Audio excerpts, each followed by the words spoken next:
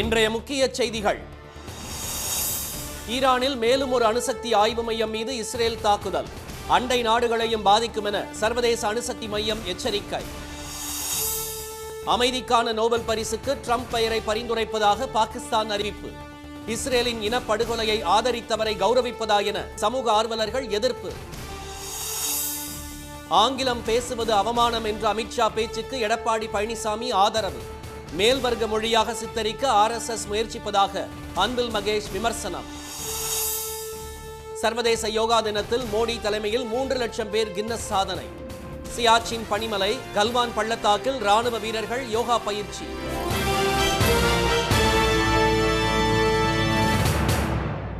வணக்கம்.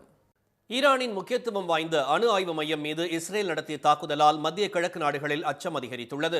Operation rising Sun என்ற பெயரில் ஈரான் அணுசக்தி திட்டத்தை குறிவைத்து கடந்த 8 நாட்களாக இஸ்ரேல் நடத்தி வரும் தொடர் தாக்குதல்களில் இஸ்லாமிய புரட்சிகர காவல் படை எனப்படும் ஈரான் ராணுவத்தின் தளபதி ஹொசைன் சலாமி உள்பட பல உயர் அதிகாரிகள், ஈரான் அணுசக்தி அமைப்பின் முன்னாள் தலைவர் ஃபெரோடுன் அபாசி உள்ளிட்ட பல அணு விஞ்ஞானிகள் கொல்லப்பட்டனர். இதற்கு பதிலடியாக ஈரான் அலை அலையாக அனுப்பி வரும் சூப்பர்சானிக் பாலிஸ்டிக் ஏவுகணைகள் இஸ்ரேல் நகரங்களில் உள்ள ராணுவ மையங்கள் உள்ளிட்ட பல்வேறு இலக்குகளில் பெரும் பாதிப்பை ஏற்படுத்தி வருகின்றன. ட்ரூ ப்ராமிஸ் 3N என்ற பெயரில் ஈரான் நடத்திய பதிலடி தாக்குதல்களின் ஒரு பகுதியாக செஜில் என்ற பெயர் கொண்ட அதிநவீன ஏவுகணைகளை ஈரான் ஏவி வரும் தகவல் வெளியாகியுள்ளது. 700 கிலோ எடையுடன் 2000 கிலோமீட்டர் தூரம் செல்லக்கூடிய இந்த செஜில் ஏவுகணைகள் பெரும் பாதிப்பை ஏற்படுத்தக்கூடியவை என்று கூறப்படுகிறது.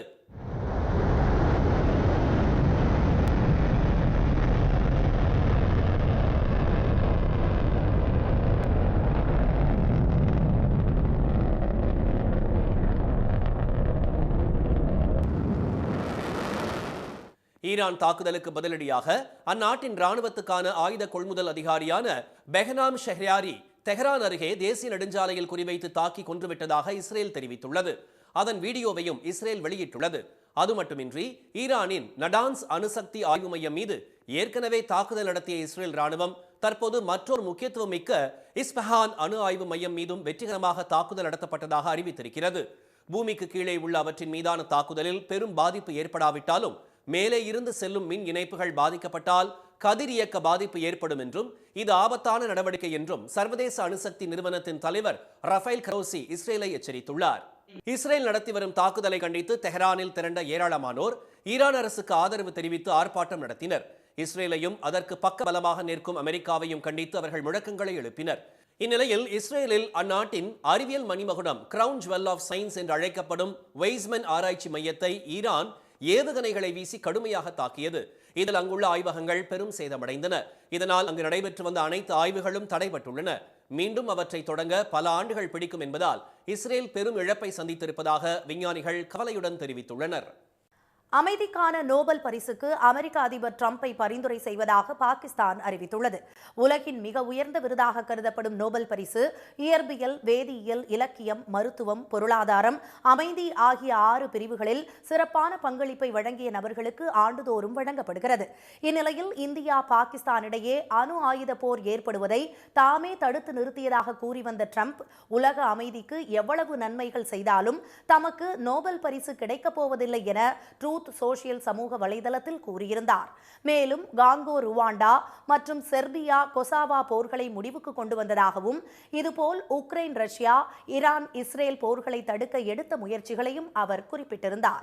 இதனிடையே 2026ஆம் ஆண்டின் அமைதிக்கான நோபல் பரிசுக்கு அமெரிக்க அதிபர் ட்ரம்பின் பெயரை அதிகாரப்பூர்வமாக முன்மொழிவதாக பாகிஸ்தான் அரசு அறிவித்துள்ளது. ட்ரம்பின் தலையீட்டால் தான் இந்தியா, பாகிஸ்தானில் லட்சக்கணக்கான மக்கள் போர் அபாயத்திலிருந்து காப்பாற்றப்பட்டனர் என்றும் காஷ்மீர் பிரச்சனை மட்டுமின்றி தெற்கு ஆசியாவில் நிலவும் பிரச்சனைகளுக்கு தீர்வு கண்டு அமைதி ஏற்படுத்த அவர் தீவிர முயற்சிகளை மேற்கொண்டு வருகிறார் என்றும் பாகிஸ்தான் அரசு குறிப்பிட்டுள்ளது. இதனிடையே பாகிஸ்தான் அரசின் பரிந்துரைக்கு அந்நாட்டின் எழுத்தாளர்கள், சமூக ஆர்வலர்கள் உள்ளிட்டோர் கடும் எதிர்ப்பு தெரிவித்துள்ளனர். காசாவில் இஸ்ரேலின் இனப்படுகொலையை ஆதரித்தவருக்கு நோபல் பரிசு வழங்க பாகிஸ்தான் பரிந்துரை செய்வது வெட்கக்கேடானது என ஐநாவுக்கான அந்நாட்டின் முன்னாள் தூதரான மலிகா லூதி காட்டமாக விமர்சித்துள்ளார். ஆங்கிலம் அவமானம் என்று கூறிய உள்துறை அமைச்சர் அமித்ஷாவின் பேச்சுக்கு அதிமுக பொதுச் செயலாளர் எடப்பாடி பழனிசாமி ஆதரவு தெரிவித்துள்ளார். நாட்டில் ஆங்கிலத்தில் பேசுபவர்கள் வெட்கப்படும் காலம் விரைவில் வரும் என்றும் அது வெகு தொலைவில் இல்லை என்றும் திரு அமித்ஷா அண்மையில் கூறியிருந்தார். அவரது பேச்சுக்கு எதிர்க்கட்சித் தலைவர் திரு ராகுல் காந்தி உள்ளிட்ட தலைவர்கள் கண்டனம் தெரிவித்துள்ளனர். இந்நிலையில் கோவையில் செய்தியாளர்களிடம் பேசிய எடப்பாடி திரு பழனிசாமி திரு அமித்ஷாவின் பேச்சுக்கு ஆதரவு தெரிவித்தார். தாய்மொழிக்கு முக்கியத்துவம் தர வேண்டும் என்பதையே திரு அமித்ஷா வலியுறுத்தி இருப்பதாக அவர் கூறினார். அவருடைய கருத்து சொல்லியிருக்கார். ஒவ்வொருத்தருக்கும் ஒரு கருத்து உண்டுங்க. தாய்மொழி என்பது முக்கியம் என்று சொல்லியிருக்கிறார்.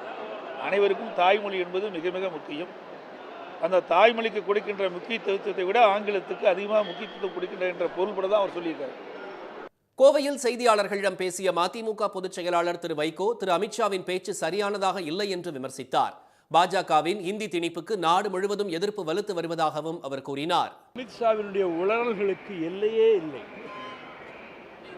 ஆங்கிலம் உலக மொழி. உலகத்தில் பல நாடுகளிலே இன்றைக்கு ஆங்கிலம் தெரிந்தால் போது எங்கும் போய் வரலாம். அதனால் பிஜேபி இயக்கத்துக்கு அவர்களுக்கு அந்த விருப்பமும் இல்லை. அவர்கள் இந்தியையும் சமஸ்கிருதத்தையும் திணிக்க வேண்டும் என்பதிலேயே தீவிரமாக இருக்கிறார்கள். தோற்று போவார்கள்.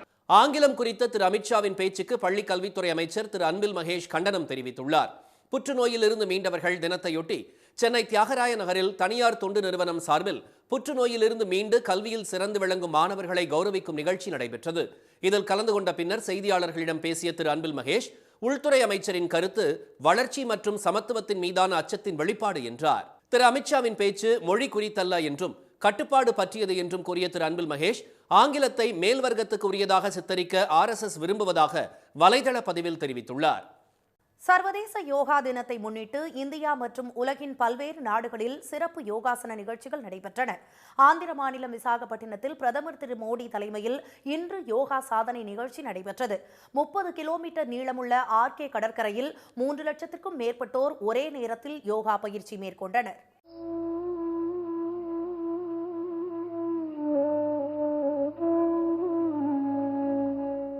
இந்த நிகழ்ச்சி கின்னஸ் சாதனையாக அங்கீகரிக்கப்பட்டு சான்றிதழ் வழங்கப்பட்டது. நிகழ்ச்சியில் பேசிய திரு மோடி யோகா கோடிக்கணக்கான மக்களின் வாழ்வின் ஒரு அங்கமாக மாறி உலகை ஒன்றிணைத்துள்ளதாக கூறினார். விசாகப்பட்டினம் கடலோரத்தில் நிறுத்தப்பட்டிருந்த 10 போர் கப்பல்களில் 11,000க்கும் மேற்பட்ட கடற்படை வீரர்கள் யோகா பயிற்சியில் ஈடுபட்டனர். ஜம்மு காஷ்மீரில் உள்ள உலகின் மிக உயரமான ராணுவ முகாமான சியாச்சின் மலைப்பகுதியில் ராணுவ வீரர்கள் யோகா பயிற்சி மேற்கொண்டனர்.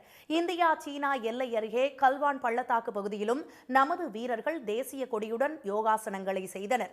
காஷ்மீர் பள்ளத்தாக்கை நாட்டின் பிற பகுதிகளுடன் இணைக்கும் உலகின் மிக உயரமான செனாப் ரயில்வே பாலத்தின் பின்னணியில் யோகா நிகழ்ச்சி நடைபெற்றது. உத்தம்பூர் நகரில் தேசிய பேரிடர் மீட்பு குழுவில் உள்ள மோப்பனாய் ஒன்று வீரர்களுடன் இணைந்து யோகா பயிற்சி மேற்கொண்டது.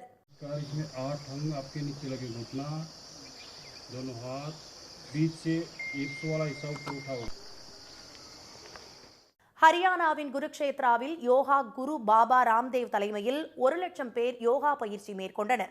அமெரிக்காவின் நியூயார்க் நகரில் புகழ்பெற்ற டைம் சதுக்கத்திலும் யோகா தினம் பயிற்சி மேற்கொள்ளப்பட்டது.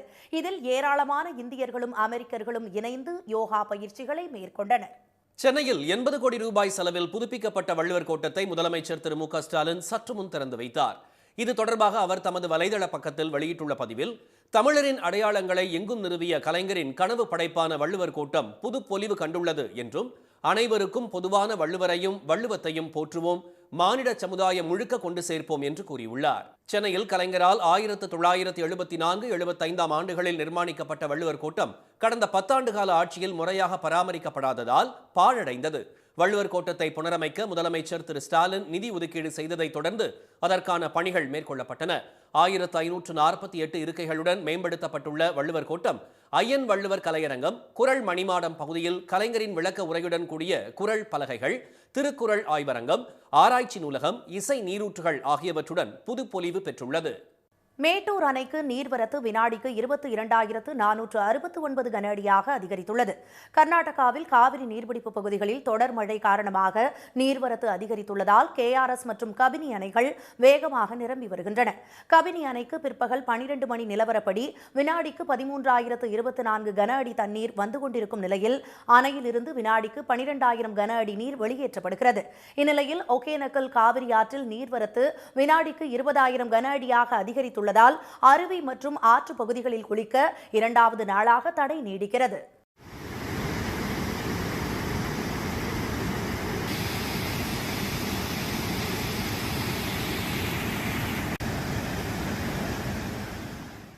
மேட்டூர் அணைக்கு நீர்வரத்து வினாடிக்கு 18,341 கன அடியிலிருந்து 22,469 கன அடியாக அதிகரித்துள்ளது. அணையின் நீர்மட்டம் 114 அடியை எட்டியுள்ளது. அணையிலிருந்து டெல்டா பாசனத்திற்காக வினாடிக்கு 16,000 கன அடி நீர் திறக்கப்பட்டுள்ளது. இந்நிலையில் மேற்கு திசை காற்றின் வேக மாறுபாடு காரணமாக தமிழ்நாடு மற்றும் புதுச்சேரியில் வரும் 27ஆம் தேதி வரை இடி மின்னலுடன் மழை தொடரும் என்று சென்னை வானிலை மையம் அறிவித்துள்ளது. இனி வருவது செய்தி துளிகள். தமிழக அரசின் புதிய விரிவான மினி பேருந்து திட்டம் மூலம் 1 கோடி பேர் பயன்பெற்றுள்ளதாக அரசு தெரிவித்துள்ளது. தஞ்சையில் கடந்த 16ஆம் தேதி இந்த திட்டத்தை முதலமைச்சர் திரு மு க ஸ்டாலின் தொடங்கி வைத்தார். 26 கிலோமீட்டர் தூரம் வரை மினி பேருந்துகள் இயக்கப்படும் இந்த திட்டத்திற்கு பெரும் வரவேற்பு கிடைத்துள்ளதாகவும் 3103 வழித்தடங்களில் இதுவரை பேருந்து வசதி கிடைக்காத 90,000 கிராமப்புறங்களில் வசிக்கும் 1 கோடி மக்கள் பயன்பெற்றுள்ளதாகவும் செய்திக்குறிப்பில் தெரிவிக்கப்பட்டுள்ளது.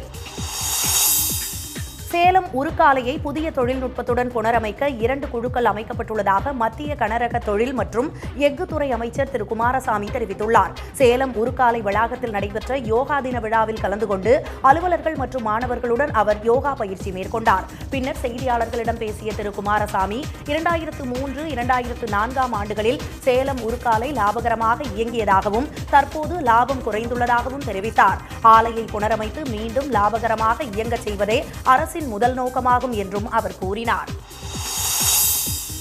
நாசா, ஆக்சியம் ஸ்பேஸ், எலான் மஸ்கின் ஸ்பேஸ் எக்ஸ் நிறுவனங்கள் இணைந்து சர்வதேச விண்வெளி நிலையத்திற்கு விண்வெளி வீரர்களை அனுப்பும் ஆக்சியம் போர் திட்டத்திலிருந்து இந்திய விண்வெளி வீரர்கள் சுபான்ஷு சுக்லா, பிரசாந்த் பாலகிருஷ்ணன் ஆகியோரை திரும்பப் பெறுவதாக இஸ்ரோ அறிவித்துள்ளது. விண்வெளி வீரர்கள் நாளை விண்வெளிக்கு செல்வதாக இருந்த நிலையில் விண்கலத்தை செலுத்துவது தேதி குறிப்பிடாமல் 6வது முறையாக ஒத்திவைக்கப்படுவதை அடுத்து இந்த முடிவு எடுக்கப்பட்டுள்ளது.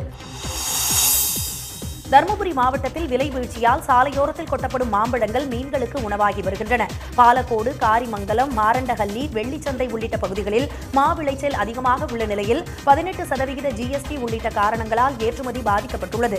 கிலோ 4 ரூபாய் வரையே மாம்பழங்கள் விற்கப்படுவதால் மாம்பழங்களை பறிக்காமல் விவசாயிகள் விட்டுவிடுகின்றனர். பறிக்கப்பட்ட பழங்கள் கொள்முதல் செய்யப்படாமல் சாலை ஓரங்களிலும் கொட்டப்படுகின்றன. இந்நிலையில் தருமபுரியை அடுத்த அன்னசாகரம் பகுதியில் உள்ள ஏரியில் மீன் வளர்ப்பவர்கள் டன் கணக்கில் மாம்பழங்களை கொள்முதல் செய்து மீன்களுக்கு உணவாக வழங்க தொடங்கியுள்ளனர். உதகை அருகே பள்ளி வாகனத்தை ஒற்றை யானை வழிமறித்ததால் பரபரப்பு நிலவியது. இன்று காலை சிங்காரா மின்வாரிய குடியிருப்பிலிருந்து மாணவர்களுடன் மசினகுடி சென்ற பேருந்து மற்றும் அந்த வழியாக வந்த ஜீப் கார்களை யானை வழிமறித்ததால் அச்சமடைந்த ஓட்டுநர்கள் வாகனங்களை நிறுத்தினர். வழிவிடாமல் 1 கிலோமீட்டர் தூரம் வரை அந்த யானை நடந்து சென்றதால் அரை மணி நேரம் போக்குவரத்து பாதிக்கப்பட்டது. வனப்பகுதிக்குள் யானை சென்ற பிறகே வாகனங்கள் புறப்பட்டு சென்றன. இதனிடையே கூடலூரை அடுத்த பிதற்காடு பகுதியில் குடியிருப்பு பகுதிகளுக்குள் சுற்றி வரும் யானையை விரட்டுவதற்காக ஜம்போ, கிருஷ்ணா ஆகிய 2 கும்கிகள் களமிறக்கப்பட்டுள்ளன. சுற்றித் திரியும் யானையை கண்காணித்து காட்டுப்பகுதிக்குள் விரட்டும் பணியில் வனத்துறையினர் ஈடுபட்டுள்ளனர். வார விடுமுறை நாளான இன்று குற்றாலத்தில் சுற்றுலா பயணிகள் குவிந்தனர். வெள்ளப்பெருக்கு காரணமாக விதிக்கப்பட்ட தடை நீர்வரத்து சீரானதால் நீக்கப்பட்டதை தொடர்ந்து மெயினருவி, ஐந்தருவி, பழைய குற்றால அருவிகளில் ஏராளமானோர் உற்சாகத்துடன் நீராடி மகிழ்ந்தனர்.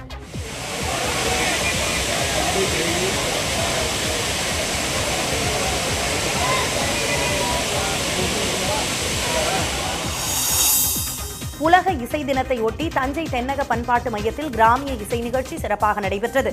தப்பாட்டம், கரகாட்டம், சிலம்பாட்டம், மயிலாட்டம் உள்ளிட்ட பாரம்பரிய நடனங்களை பொதுமக்கள் கண்டு ரசித்தனர்.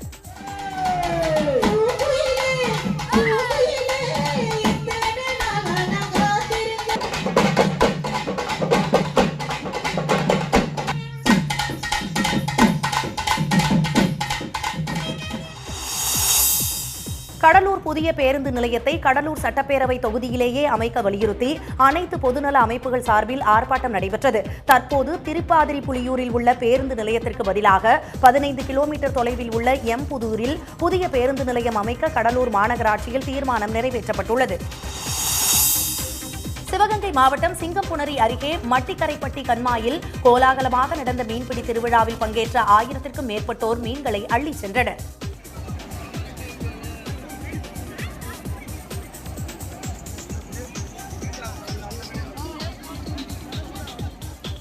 கண்மாயில் மீன்பிடிக்க வந்த கேசம்பட்டியை சேர்ந்த பாலசுப்ரமணியன் என்பவர் நெஞ்சுவலி ஏற்பட்டு நீருக்குள் விழுந்தார். கூட்ட நெரிசல் காரணமாக ஆம்புலன்ஸ் வர தாமதமான நிலையில் மருத்துவமனைக்கு கொண்டு செல்லப்பட்ட அவர் வழியிலேயே உயிரிழந்தார். சென்னை கோயம்பேடு காய்கறி சந்தையில் காய்கறிகளின் விலை குறைந்தாலும் அதிகபட்சமாக 1 கிலோ தேங்காய் 65 ரூபாய்க்கு விற்பனையானது. கடந்த ஒரு வாரமாக காய்கறிகளின் விலை உயர்ந்த நிலையில் மழை குறைந்து வரத்து அதிகரித்ததால் தற்போது விலை குறைந்துள்ளது. 110 ரூபாய்க்கு விற்பனையான 1 கிலோ பீன்ஸ் விலை 50 ரூபாயாகவும் 80 ரூபாய்க்கு விற்கப்பட்ட கேரட் விலை 30 ரூபாயாகவும் குறைந்துள்ளது. 110 ரூபா வித்திருந்த பீன்ஸ் இன்றைக்கி 60லேருந்து 50 ரூபா போயிருக்கு. அதேமாதிரி கேரட்டு 80 ரூபா 90 ரூபா வித்திருந்த கேரட்டு இன்றைக்கி 30 ரூபா 40 ரூபா வரைக்கும் போயிட்டுருக்கு. அதேமாதிரி வெண்டைக்காய், கத்திரிக்காய், பாவக்காய், புடலங்காய், பீர்த்தங்காய், பச்சைக்காய்னு சொல்லக்கூடிய அனைத்து பச்சை காய்கறி விலையும் கிலோவுக்கு 10 ரூபாலேருந்து 20 ரூபா குறைஞ்சிருக்கு. சென்னையில் இன்று ஆபரண தங்கம் விலை சவரனுக்கு 200 ரூபாய் உயர்ந்து ஒரு சவரன் 73,880 ரூபாயாகவும் ஒரு கிராம் 9,235 ரூபாயாகவும் உள்ளது. வெள்ளி விலை மாற்றமின்றி ஒரு கிராம் 120 ரூபாயாக உள்ளது. மீண்டும் இன்றைய முக்கிய செய்திகள். ஈரானின் முக்கியத்துவம் வாய்ந்த அணு ஆய்வு மையம் மீது இஸ்ரேல் நடத்திய தாக்குதலால் மத்திய கிழக்கு நாடுகளில் அச்சம் அதிகரித்துள்ளது. அமைதிக்கான நோபல் பரிசுக்கு அமெரிக்க அதிபர் டிரம்பை பரிந்துரை செய்வதாக பாகிஸ்தான் அறிவித்துள்ளதற்கு சமூக ஆர்வலர்கள் எதிர்ப்பு தெரிவித்துள்ளனர். சர்வதேச யோகா தினத்தை முன்னிட்டு இந்தியா மற்றும் உலகின் பல்வேறு நாடுகளில் சிறப்பு யோகாசன நிகழ்ச்சிகள் நடைபெற்றன. இத்துடன் இந்த செய்திகள் நிறைவடைந்தன. மீண்டும் சன் டிவியில் செய்திகள் நாளை காலை 7:30 மணிக்கு. செய்திகளை உடனுக்குடன் தெரிந்து கொள்ள QR கோடை ஸ்கேன் செய்து சன் நியூஸ் வாட்ஸ்அப் சேனலில் இணைந்திருங்கள். வணக்கம். வணக்கம்.